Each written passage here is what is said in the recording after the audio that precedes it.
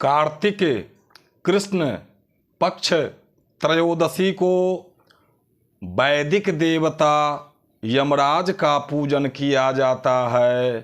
धनतेरस के दिन कैसे पूजा करे, किस विधि से करे, जो कुबेर भगवान का कृपा दृष्टि प्राप्त हो, माता लक्ष्मी का कृपा दृष्टि प्राप्त हो। तो सज्जनों, आइए इस दिन यम के लिए आटे का एक दीपक बनाकर घर के मुख्य द्वार पर रख देना चाहिए। रात को घर की स्त्रियां दीपक में तेल डालकर 4 बत्तियां जलाती है।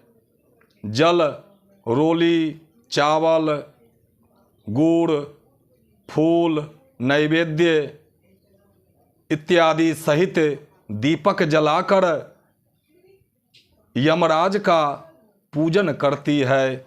इस दिन धनतेरस के पूजन का भी विशेष महत्व कहा गया है। इस दिन पुराने बर्तनों को बदलना व नए बर्तन खरीदना शुभ माना गया है। चांदी के बर्तन खरीदने से तो अत्यधिक पुण्य लाभ होता है। इस दिन हल जूती मिट्टी को दूध में भिगोकर उसमें सेमर की शाखा डालकर 3 बार अपने शरीर पर फेरना तथा कुमकुम लगाना चाहिए। कार्तिक स्नान करके प्रदोष काल में घाट, गौशाला, बावली, कुआं, मंदिर आदि स्थानों पर 3 दिन तक दीपक जलाना चाहिए।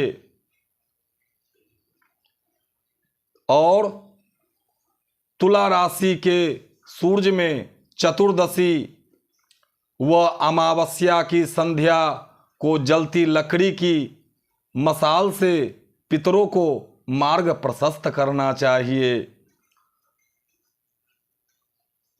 तो आइए यह महत्वपूर्ण कथा को, वीडियो को अंत तक देखें तो समझ पाएंगे।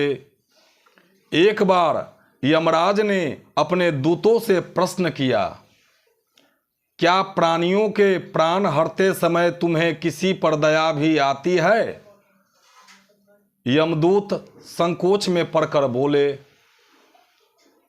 नहीं महाराज, हम तो आपकी आज्ञा का पालन करते हैं, हमें दया भाव से क्या प्रयोजन है? यमराज बोला। यमराज ने सोचा कि शायद ये संकोच बस ऐसा कह रहे हैं, अतः उन्हें निर्भय करते हुए बोले, संकोच मत करो। यदि कभी कहीं तुम्हारा मन पसीजा हो तो निडर होकर कह डालो। तब यमदूत ने डरते डरते बताया, एक ऐसी घटना घटी थी महाराज, जब हमारा हृदय कांप उठा था। ऐसी क्या घटना घटी थी?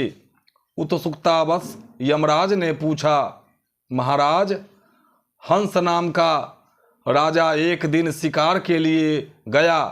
वह जंगल में अपने साथियों से बिछुड़कर भटक गया और दूसरे राज्य की सीमा में चला गया। फिर वहाँ के शासक हेमा ने राजा का हंस का बड़ा सत्कार किया। उसी दिन राजा हेमा की पत्नी ने एक पुत्र को जन्म दिया था। ज्योतिषियों ने नक्षत्र गणना करके बताया कि यह बालक विवाह के 4 दिन बाद मर जाएगा। राजा हेमा के आदेश से उस बालक को यमुना के तट पर एक गुफा में ब्रह्मचारी के रूप में रखा गया। उस तक स्त्रियों की छाया भी न पहुँचने दिया।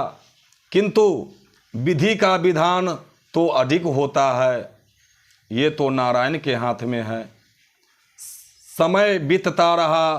संजोग से एक दिन राजा हंस की युवा बेटी यमुना के तट पर निकल गई और उसने उस ब्रह्मचारी बालक से गंधर्व विवाह कर दिया। उसने उस ब्रह्मचारी बालक से गंधर्व विवाह कर लिया। चौथा दिन आया और राजकुंवर मृत्यु को प्राप्त हुआ।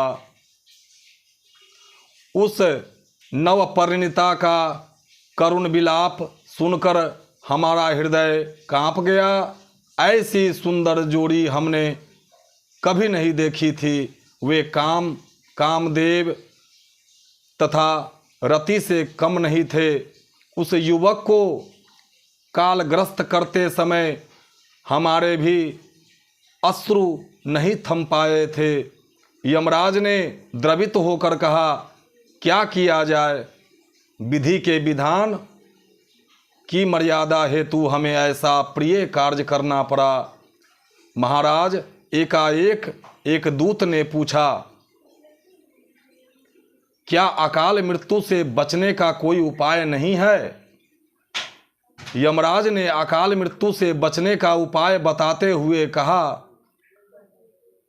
सुनो, धनतेरस के पूजन एवं दीपदान को विधि पूर्वक पूर्ण करने से अकाल मृत्यु से छुटकारा मिल जाता है।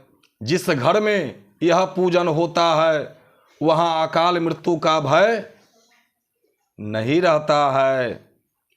इसी घटना से धनतेरस के दिन धन्वंतरी पूजन सहित दीपदान की प्रथा का प्रचलन शुरू हुआ है।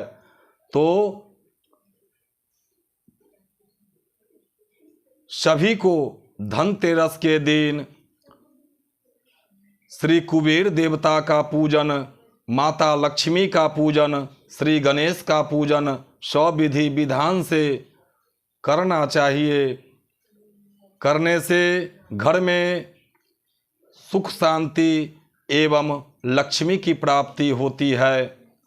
तो सज्जनों, अगर आप हमारे YouTube चैनल पर नए हैं तो सब्सक्राइब जरूर कर देंगे। जय महादेव।